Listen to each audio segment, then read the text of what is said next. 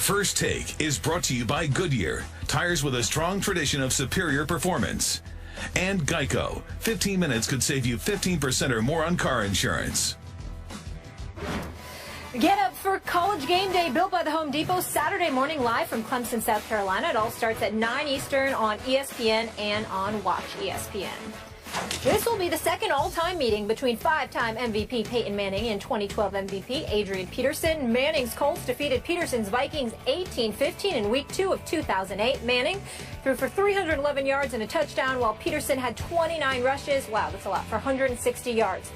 In the past 7 seasons, these two have taken home 4 NFL MVP honors, despite each of them missing most or all of one season. Very, very impressive. Stephen A., who wins this weekend, Peterson or Manning? Well, I think Manning wins this game because Manning doesn't have to go against his defense on a Sunday afternoon. Adrian Peterson, Minnesota got bright after giving him the ball just 10 times in the first game. They've given him the ball 49 times over the last 2 games. Got a 134-yard performance against the Detroit Lions and rushed for like 126 last week against San Diego. And obviously Teddy Bridgewater keeping the turnovers to a minimum, so the Vikings deserve respect for that. But Peyton Manning is Peyton Manning. Still got Emmanuel Sanders, still got Demaryius Thomas, okay? His running game's got to step up with C.J. Anderson and Ronnie Hillman. They got to run the football. They're only 18th in terms of their passing offense. But that Denver Broncos defense, Skip, they're the 3rd-ranked defense in the NFL. They are number 1 against the pass, number 6 against the rush. DeMarcus Ware got 3.5 sacks. Okay, you look at this secondary with Akeem Talib and Chris Harris. Chris Harris is a guy that's been on our show. He is big time, and we all know what Akeem Talib can do when healthy. His durability is always a question mark. His ability is never a question. You combine that with the rest of the defense, the way Von Miller is going after the quarterback, DeMarcus Ware is going after the quarterback, the way they're playing as a unit. I don't see Adrian Peterson being able to do what he's done the last 2 weeks against this defense, but I see Peyton Manning being able to do that against the offense. Completely for agree. his offense against Minnesota defense. I'm all Denver in this game, and Adrian Peterson will not go for 134 or 126 against this defense in that city. And I'm still in awe of all this Peyton is done talk. Peyton has lost it. He's lost his fastball. He never had a fastball, and he's still Peyton. He doesn't even have a run game now, and he's playing at an extremely high level.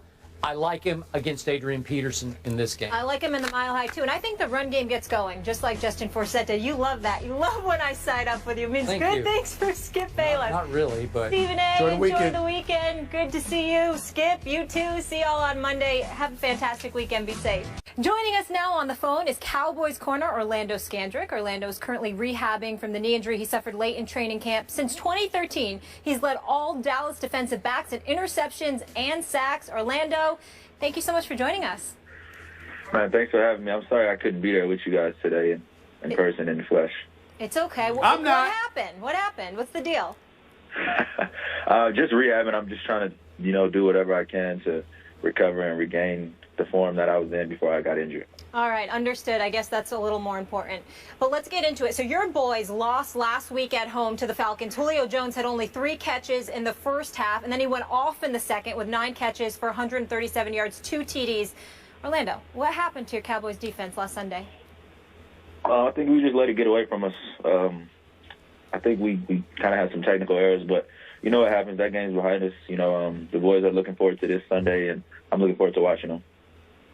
Stephen A., give me just a second with my friend, my friend Orlando, because he has a bone to pick with me. Because when he went down in training camp, even though I had called him all of last year the best player on my Cowboy defense, I couldn't just jump off the horse at that point and say all is lost. So I started saying, wait a second, it's not like he's Deion Scandrick. As good as Orlando is, he's not Deion Scandrick. So I'm going to hang in with my Cowboys. But Orlando Scandrick did not like that. So the floor is yours, Mr. Scandrick. Skip, I ain't too upset with you, but thank you. I think it was a loss for our team. It was a tough loss for me, and I think some players are players that depending on like how you look at it, you can't replace them. It's not just what I bring, to the defense, but it's what you bring to the team from a leadership standpoint, just from an experience standpoint. But I don't really have a bone to pick with you. I just feel like you was talking about when you All said right, that. well, I got that, and I will be the first to admit I missed you during the second half last Sunday at Jerry World because you would have made a difference on Julio. I'm convinced of that, so I will give you that much. Thank you very much. No, thank you. Go ahead, Stephen A. Well, I don't know why y'all want me to be a part of this. It ain't even an interview as far as I'm concerned. It's just a love fest with all of you Cowboys. Look, Orlando Scandrick, you can play. You're a friend of the show. You know I got love for you, bro. But I have no love for your team. I think y'all are average, even though you've got elite talent. Somehow, some way, something will happen to get in the way. I'm sad, very much so, in all seriousness, that you got hurt. And I don't root against you individually, and neither my boy Dez, because I love me some Dez Bryant. But I just have a problem with the Dallas Cowboys always walking around like you're champions instead of a team that hasn't won a Super Bowl in 20 years. Do you have a problem, or do y'all have a problem with me having that attitude?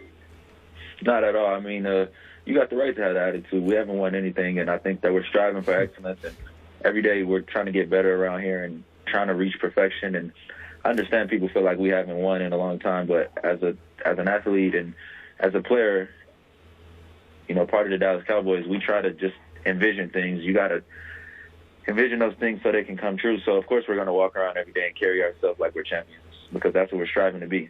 So, Orlando, as a team leader, tell me how much concern you have about Brandon Weeden playing quarterback at New Orleans this Sunday night. None at all, man. This team was built to survive injuries, and I think Weeden will be fine this weekend. I think our defense is going to show up, and, you know, I'm looking forward to this weekend. Good. Orlando, I have a question. What do you mean this team is built to survive injuries? What proof do you have of that, sir? I mean, our offensive line is great. Our running backs are good, and our defense is built to carry this team. Your defense? You mean without you, your defense is built to carry? Really? Absolutely. We're going to be getting some players back we're going to be getting some players back next week. Next week, and we'll be fine. Yeah, and by the way, Mr. Smith, how about a Greg Hardy and a Rolando McClain and a Randy Gregory will soon be back in Orlando? How much better will those players make this defense? A lot. I can't even put it into words, but, to have those players returning that are in the front seven, it's going to make it a lot easier for the secondary and for everyone else. How much do you feel you guys owe the fan base of the Dallas Cowboys, considering that you are America's team, unquestionably the most popular franchise in all of the NFL, yet it has been so long since the championship has come to Big D during the football season? I mean,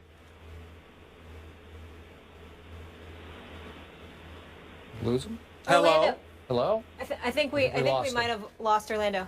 Yeah, I'm not surprised. That was a very balanced interview. We had the hater and the lover. Yep. I really enjoyed it. I like Orlando. I like a lot of guys on the Cowboys. It's just that the uniform, the star, and the helmet, and at midfield, and more importantly, the pathetic Cowboy Nation. It makes me sick to my stomach walking around like they've won something, for crying out loud, sullying the mantra and the legacy of this great nation of ours, who's known for being a winner, but somehow the Cowboys are America's team without a championship in the last 20 years. Makes me sick to my stomach. That's right, I said it. Okay, but it was nice for Orlando to come on the show. Right now. I got nothing but love for Orlando. Yeah. And my man Dez, I ain't talking about you, Dez. I ain't talking about you. You know what? How's Joseph Randall doing, by the way? Wait, the guy who touched the ball the first 3 times and nearly scored all 3 times? That guy? You know what's going on here? Beneath all that bluster that you just heard from that man, beneath all that bloviation is nothing but fear. Because he knows that as I get all my players back on defense, and then pretty soon I'm going to get Dez back, and I'm going to get little Tony Romo back, and you know and I know, Super Bowl, here we come. You know it and I know it, and you are scared to death of it. Hey, Skip, say those names again, because you said those names and then said if when they get back, you're assuming they're going to stay back. You sure? They will stay back. Are you sure? Yeah. They'll stay back, stay in your psyche, and they will haunt you from about December on. Well, I can't wait. Forget Psycho time. I just saw a little Psycho skit come out. That's We right. gotta go to break. Orlando, Seriously, I hope they're around. I hope they're around. Orlando, thank you for joining us. Yeah. We wish you a speedy recovery as well. Orlando, not Deion Scandrick. There's a hurricane. He's out of control today. Yes, he is. Headed towards the East Coast this weekend. But as of right now, Philly and Washington are still scheduled to play Sunday. We'll discuss that after the break. Stephen A.'s having a good old time.